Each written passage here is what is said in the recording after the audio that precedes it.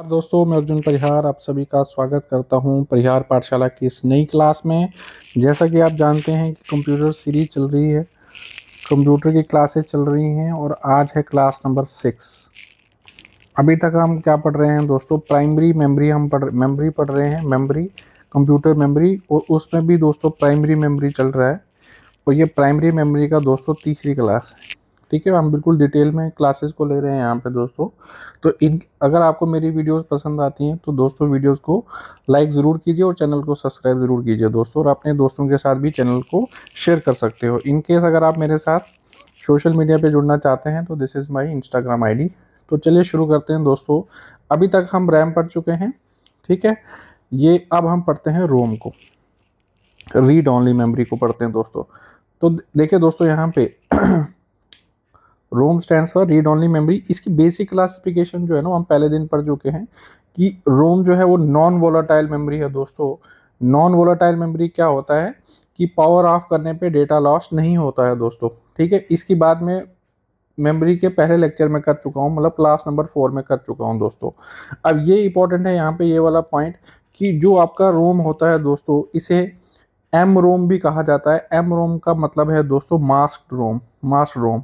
Mask रोम का मतलब है दोस्तों कि इसमें आप अल्ट्रेशन नहीं कर पाओगे, इसमें आप अल्ट्रेशन जो है वो नहीं कर सकते, इसलिए इसको क्या कहा जाता है दोस्तों? मास्क रोम, ठीक है। अब देखिए यहाँ पे एम रोम का क्या मतलब है। यहाँ पे डेफिनेशन के हिसाब से a memory which is programmed at the time of manufacturing, at the time of manufacturing, ठीक है। इस मेमोरी को वहीं से प्रोग्राम किया जाता है। कौन प्रोग्राम करता है इसको? मैन्युफैक्चरर प्रोग्राम करता है। अब देखिए इसमें इस ये जो रोम है आपकी रोम, इसमें क्या प्रोग्रामिंग होती है, कौन सा सॉफ्टवेयर होता है इसमें? इसमें एक प्रोग्राम होता है जिसका नाम होता है बायोस।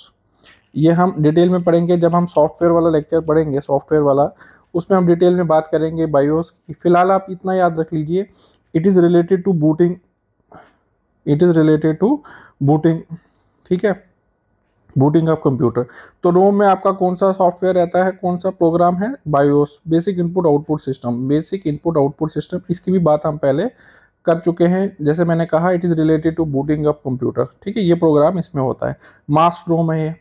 अब देखिए दोस्तों, अभी आप क्या चाहते हो? अब देखना जरा तरीका देखना आप किस तरीके से हम पढ़ने की कोशिश करेंगे। यहाँ पे तो मैंने क्लासिफिकेशन की है यहाँ पे रोम की। तो रोम को मैंने यहाँ पे दो हिस्सों में क्लासीफाई किया है, एक परमानेंट रोम और दूसरा जो है वो इरेजेबल रोम। अब देखिए दोस्तों, इसको याद करने का क्या सही तरीका है मुझे बताइए। एक आपका आ गया ऑर्डिनरी रोम, जिसकी बात अभी हमने की। इसे मैंने नाम दिया है ऑर्डिनरी रोम या फिर रोम भी कह सकते हो आप। ऑर्डिनरी रोम में क्या दिक्कत है? अब देखो, जो पहले वाले में फ्लॉ होगा वो दूसरी वाले में कंप्लीट होगा, जो दूसरे वाले में फ्लॉ होगा वो तीसरे वाले में कंप्लीट होगी, जो तीसरे वाले में फ्लॉ होगा वो चौथे वाले में कंप्लीट होगा। मतलब जो पहले का एडवांटेज है वो दूसरे में, जो कमी होगी वो दूसरे में पूरी करेंगे, जो दूसरे की कमी होगी वो तीसरे में पूरी करेंगे। इस तरीके से चीजें, इस तरीके से डेवलपमेंट हुई है यहाँ पे। अब देखिए यहाँ पे ऑर्डिनरी रोम में क्या दिक्कत है? ऑर्डिनरी रोम में ये दिक्कत है कि ये एक मास्क्ड रोम है, मतलब आप कोई चेंजेस इसमें नहीं कर सकते हो दोस्तों सारी की, क्योंकि एक बार जो मैन्युफैक्चरर ने इसमें प्रोग्राम कर दिया फिर आप उसमें कोई चेंज नहीं कर सकते हो। अब यहाँ पे उसके बाद डेवलपमेंट हुई और बना पी रोम। पी रोम का क्या मतलब है? पी रोम का मतलब है यहाँ पे P stands for programmable, P stands for programmable, programmable read only memory. इसमें दोस्तों क्या होगा, इसमें यूजर प्रोग्राम खुद से प्रोग्राम इसमें भर सकता है, ठीक है ना। इसमें प्रोग्रामिंग कौन करेगा? यूजर। इसमें कौन प्रोग्रामिंग कर रहा था? इसमें प्रोग्रामिंग मैन्युफैक्चरर कर रहा था। अब इसमें प्रोग्रामिंग कौन करता है? यूजर। आप बोलोगे इसका यूजेज कहाँ पे होता है? इसका यूजेज जो है वो कंप्यूटर साइंस के स्टूडेंट्स को पता है, वो मतलब डेली लाइफ से रिलेटेड ये चीजें नहीं यूज में आती हैं, but it is use in the field of computer science, ठीक है। तो पहले में क्या दिक्कत थी? पहले में ये दिक्कत थी कि यहाँ पे प्रोग्रामिंग हम नहीं कर सकते थे, वो दूसरी चीज में ठीक हुई। दूसरी में क्या था? प्रोम। अब इस प्रो में एक दिक्कत ये है कि इसमें आप एक ही बार प्रोग्राम कर सकते हो, एक ही बार क्या कर सकते हो? प्रोग्राम। इसमें भी एक ही बार प्रोग्राम कर सकते थे पहली बारी में, लेकिन वहां मैन्युफैक्चरर प्रोग्राम करता था, यहाँ जो यूजर इसको खरीदेगा वो अपने हिसाब से उसमें प्रोग्राम डालेगा, क्योंकि हर एक यूजर की रिक्वायरमेंट अलग होती है। तो जिसकी जैसी रिक्वायरमेंट होगी वो वैसे प्रोग्रामिंग करेगा, लेकिन प्रोग्रामिंग जो है वो एक ही बार कर पाएगा। अब आप क्या चाहते हो कि अब आप डेवलपमेंट में क्या चाहते हो आप, कि आपका दिमाग क्या कह रहा है कि कि आपका दिमाग ये कह रहा है दोस्तों कि अब मुझे ऐसी रोम चाहिए जिसको मैं एक बार इरेज भी करूं और दोबारा से प्रोग्राम कर सकूं, ठीक है ना। तो उसके बाद डेवलपमेंट हुई और अब आया ईपी प्रोम। ईपी प्रोम का मतलब क्या है दोस्तों, यहाँ पे ई stands for erasable, P stands for programmable read only memory. इसका मतलब आपने एक बार प्रोग्राम करोगे उसको दोबारा फिर क्या कर सकते हो, इरेज भी कर सकते हो, ठीक है, कोई दिक्कत नहीं है इसमें। इसमें दूसरा इरेजिंग भी पॉसिबल है, मतलब बार बार आप इसमें क्या कर सकते हो, प्रोग्रामिंग कर सकते हो, इसमें कोई इशू नहीं। अब देखिए दोस्तों इसमें क्या दिक्कत थी, इसमें जब इसको इरेज कर रहे थे ना दोस्तों, तो इसमें क्या कर रहा था, ये इरेजिंग हो रही थी यूवी लाइट की हेल्प से। किसकी हेल्प से, यूवी लाइट की हेल्प से। अब जब यूवी लाइट की हेल्प से यहाँ पे इरेजिंग हो रही थी दोस्तों, तो इसमें लग रहा था टाइम, इसमें क्या लग रहा था, काफी टाइम लग रहा था। अब डेवलपमेंट कुछ इस प्रकार से होगी कि ये जो इरेजिंग टाइम है, इरेजिंग टाइम को क्या कर देंगे, रिड्यूस। तो इसी हिसाब से एक डेवलपमेंट हुई। डेवलपमेंट में क्या हुई, अब बना डबल ई प्रोम। डबल ई का मतलब है यहाँ पे electrically erasable, electrically erasable, erasable programmable read only memory. समझ आया दोस्तों। और इसमें क्या दिक्कत थी दूसरी दोस्तों, जो आपकी ई प्रोम है, इसमें प्रॉब्लम ये थी कि दो प्रॉब्लम इसमें और थी। एक प्रॉब्लम ये थी कि इसको पहले मदरबोर्ड से डिटैच करना पड़ता था। मतलब अगर इसको आपने इरेज करना है तो आपको पहले इसको मदरबोर्ड से, मतलब आईसी चिप को पहले बाहर निकालना पड़ेगा, फिर उसको इरेज करोगे यूवी लाइट की हेल्प से, ठीक है, और उसके बाद उसमें दोबारा प्रोग्रामिंग कर सकते थे आप, ठीक है। एक तो इसमें टाइम ज्यादा लगता था, दूसरा इसमें बाहर डिटैच करना पड़ता था। तीसरा इसमें यह था कि मान लीजिए आपने प्रोग्रामिंग की, अब आपको जो पहले आपने प्रोग्रामिंग की होगी तो उसको आप या तो फुली हटाना पड़ेगा। ऐसा नहीं होता था कि मान लीजिए कि अगर एक बड़ा प्रोग्राम है उसको मैं छोटे छोटे ब्लॉक्स में डिवाइड करता हूं, तो छोटे छोटे ब्लॉक्स में इसमें इरेजिंग पॉसिबल नहीं थी दोस्तों। मतलब एज ए होल या तो प्रोग्राम रीड होगा या तो प्रोग्राम राइट होगा, ठीक है। कहने का मतलब या तो पूरा का पूरा प्रोग्राम इरेज होगा या तो पूरा का पूरा प्रोग्राम इसमें दोबारा डाला जा सकता है। ब्लॉक्स में डिवाइड करना इसमें पॉसिबल नहीं था दोस्तों। इन्हीं सब चीजों को पूरा किया गया किसमें, डबल ई प्रोम में। डबल ई प्रोम में क्या किया गया, पहले इलेक्ट्रिकली इरेजेबल यहाँ पे दोस्तों, एक तो इसमें आईसी को बाहर निकालने की जरूरत नहीं पड़ी, ठीक है ना। आईसी को मदरबोर्ड पे रहकर ही यहाँ पे इरेज कर देते थे। इरेज किसकी हेल्प से होती थी, इलेक्ट्रिसिटी की हेल्प से, ठीक है ना। पहले में किसकी हेल्प से, यूवी रेज की हेल्प से दोस्तों, ठीक है। दूसरी क्या प्रॉब्लम थी दोस्तों इसमें, कि इरेजिंग टाइम को रिड्यूस कर दिया गया। पहले इसमें कुछ 15 से 20 मिनट लगते थे, अब इसमें कुछ सेकेंड्स में ही काम होने लगा आपकी डबल ई प्रो में। तीसरी प्रॉब्लम यहाँ पे थी कि यहाँ पे या तो पूरी मेमोरी को ही इरेज करना पड़ता था, पूरे प्रोग्राम को ही इरेज करना पड़ता था, उसको भी यहाँ से हटा दिया, क्योंकि यहाँ पे छोटे छोटे ब्लॉक्स को भी, मतलब पार्शियल प्रोग्रामिंग और पार्शियल इरेजिंग को भी अलो किया गया किसमें, डबल ई प्रो में। तो आई होप आपको बेसिक समझ आया होगा कि कैसे हमारी डेवलपमेंट रोम से प्रोम में हुई, प्रोम से डबल ई प्रोम में हुई, और ई प्रोम में हुई, और ई प्रोम से डबल ई प्रोम में हुई। तो इसको मैंने दो हिस्सों में डिवाइड किया है यहाँ पे। एक आपकी परमानेंट रोम, परमानेंट रोम का मतलब है यहाँ पे आप इसमें कोई चेंजेस नहीं कर सकते हो। मतलब एक बार जो आपने, चाहे आप मैन्युफैक्चरर से प्रोग्रामिंग करो, चाहे आप यूजर से प्रोग्रामिंग करो, लेकिन कर एक ही बार सकते हो, इसलिए इसको लिखा मैंने परमानेंट रोम। जिसमें आप बार बार प्रोग्रामिंग कर सकते हो, वो किस कैटेगरी में आएंगे, इरेजेबल रोम में, ठीक है ना। उसको लिखा ईपी प्रोम और डबल ई प्रोम दोस्तों, ठीक है। यहाँ पे इनकी एब्रीवेशंस लिखी हैं। प्रोम मतलब programmable read only memory, EP का मतलब है यहाँ पे erasable programmable read only memory, और डबल ई प्रोम यहाँ पे है electrically erasable programmable read only memory. ये डेफिनेशंस भी, एब्रीवेशंस भी पेपर में आती हैं दोस्तों, इसको थोड़ा देख लेना। अब थोड़ा यहाँ पे इनके बीच में डिफरेंस देख लेते हैं। जो मैंने आपको समझाया बस उन्हीं की बात यहाँ पे होगी, बस यहाँ पे थोड़ा तरीके से लिखा है। ऑर्डिनरी रोम का मतलब है यहाँ पे वही रोम जो आपने पढ़ी अभी तक, ठीक है। यहाँ उसी की बात हो रही है, नॉर्मल रोम की बात हो रही है, ठीक है, परमानेंट मेमोरी में। तो यहाँ पे डेटा कौन स्टोर करता था दोस्तों, डेटा स्टोर करता था मैन्युफैक्चरर ड्यूरिंग फैब्रिकेशन। कौन सा प्रोग्राम इसमें स्टोर होता है दोस्तों, बायोस, ये मैं आपको पहले ही बता चुका हूँ, ऐसी चीज है ना।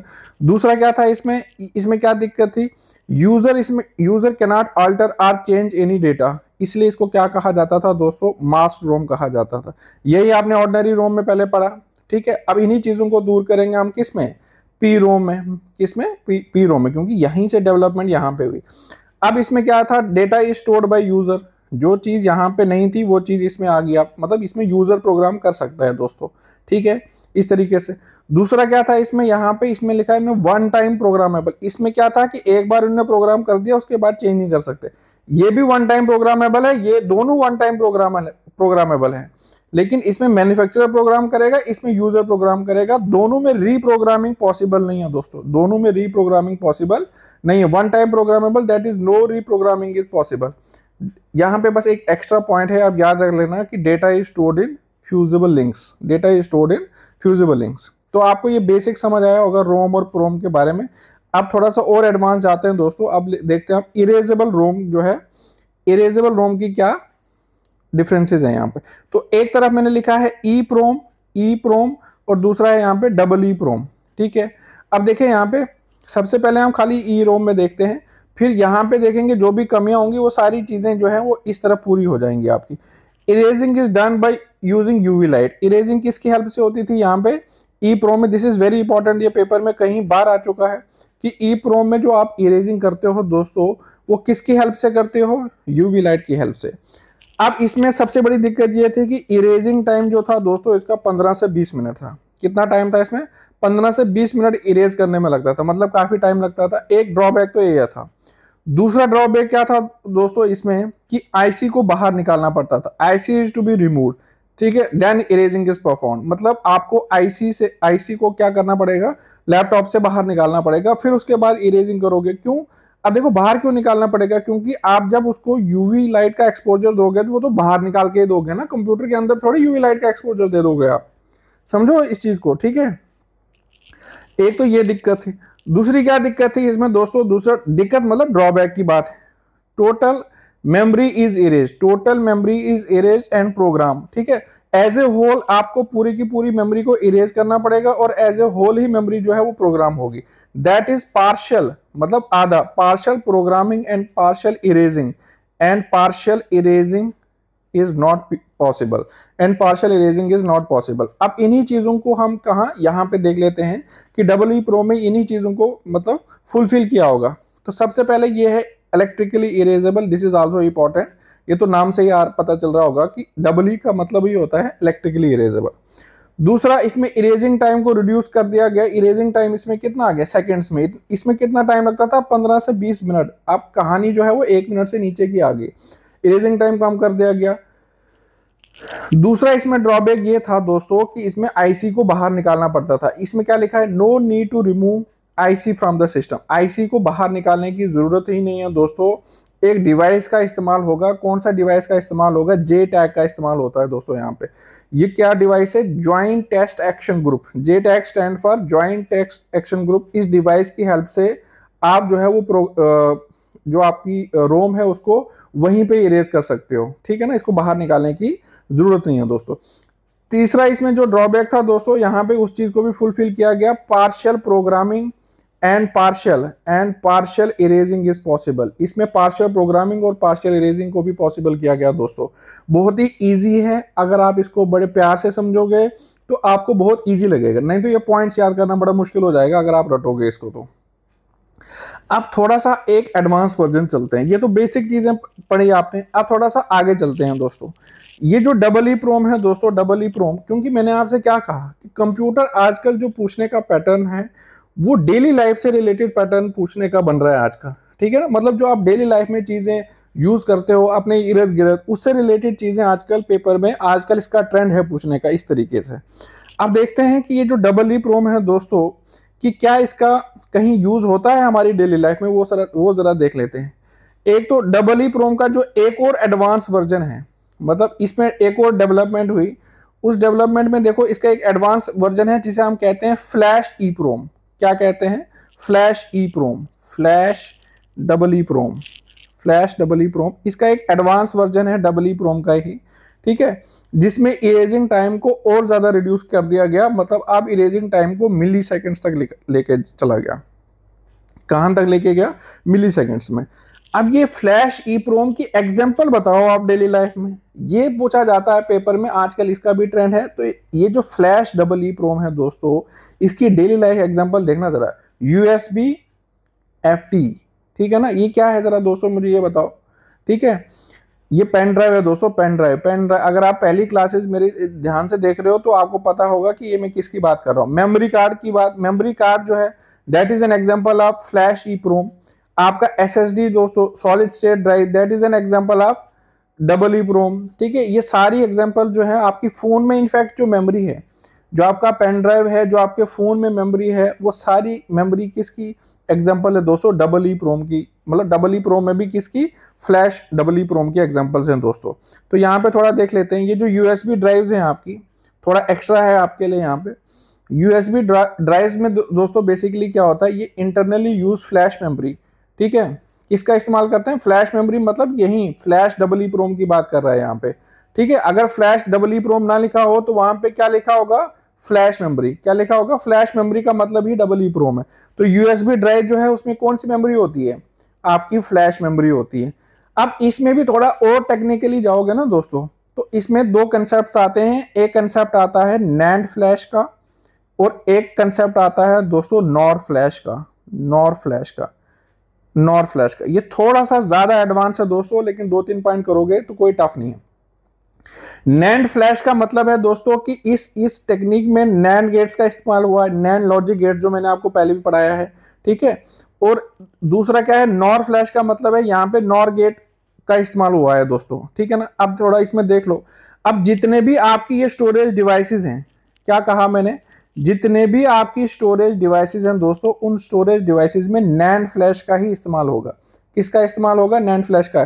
चाहे यूएसबी ड्राइव की बात कर लो, मेमोरी कार्ड की बात कर लो, आपकी एसएसडीज की बात कर लो, आपके स्मार्टफोन्स, टैबलेट्स, इन सभी में जो डबल ई प्रोम लगी है दोस्तों, डबल ई प्रोम का कौन सा वर्जन? Advance version. कौन सा? फ्लैश। ठीक है, फ्लैश मेमोरी। फ्लैश मेमोरी में भी कौन सा दोस्तों? कौन सा? NAND flash. कौन सा? NAND flash. ठीक है दोस्तों, अब देखें यहाँ पे इसमें भी इन्होंने ये कहा है कि USB drives internally use flash memory, technically NAND flash, मतलब टेक्निकल टर्म्स में उसको क्या बोलते हैं यहाँ पे? NAND flash, A form of double EPROM. उसी तरीके से दोस्तों यहाँ पे जो आपके एसडी कार्ड्स हैं, एसडी कार्ड्स या माइक्रो एसडी कार्ड्स, मतलब जो आपकी मेमोरी कार्ड्स हैं, it is also based on NAND flash. It is also based on NAND flash double EPROM. ठीक है दोस्तों, उसी तरीके से आपकी एसएसडीज जो है, solid state drives, use high density NAND flash. ये भी किस पे बेस्ड हैं दोस्तों? नैंड फ्लैश पे बेस्ड होती हैं दोस्तों। इनफैक्ट आपके जो स्मार्टफोन और टैबलेट्स हैं दोस्तों, उसमें भी नैंड फ्लैश का इस्तेमाल होता है। मैंने क्या कहा आपसे कि आजकल तरीका ही, पैटर्न ही इस तरीके से है कि आपकी डेली लाइफ से रिलेटेड एग्जांपल्स पूछी जाती हैं, इसलिए मैं इसको थोड़ा सा एक नेक्स्ट लेवल पे लेके जा रहा हूँ। ठीक है, अब ये नैंड फ्लैश दोस्तों क्या होता है, अगर आपको इसकी डेफिनेशन चाहिए तो वो भी है। अब इसकी डेफिनेशन में ही आप थोड़ा सा देखोगे तो आपको चीजें ज्यादा समझ आएंगी। It's a type of non volatile memory, क्योंकि रोम है, ये फ्लैश मेमोरी है, ये रोम है तो नॉन वोलाटाइल तो होगी। Is widely use for mass storage. ठीक है, मास स्टोरेज मतलब काफी बड़ी स्केल पे स्टोरेज के लिए इस्तेमाल होता है इसका। ड्यू टू इट्स क्या क्या प्रॉपर्टीज है नैंड फ्लैश की, ये थोड़ा देख लेना। High density, low cost and fast read write capabilities. ये जो इसकी प्रॉपर्टीज हैं दोस्तों, इसको आपको याद रखना पड़ेगा। क्या प्रॉपर्टीज हैं दोस्तों? एक तो इसकी हाई डेंसिटी होती है और कॉस्ट कम है इसकी, और फास्ट रीड राइट ऑपरेशंस हैं, इसलिए इसका इस्तेमाल कहाँ पे होता है दोस्तों? आपके स्मार्टफोन्स में होता है, आपके टैबलेट्स में होता है, आपके मेमोरी कार्ड्स में होता है। ठीक है, इन सब चीजों में होती है। तो जैसे मैंने आपसे कहा था कि ये आपकी फ्लैश मेमोरीज हैं, flash memory, they are based on two concepts. One is NAND flash, and other one is NOR flash. Another one is NOR flash.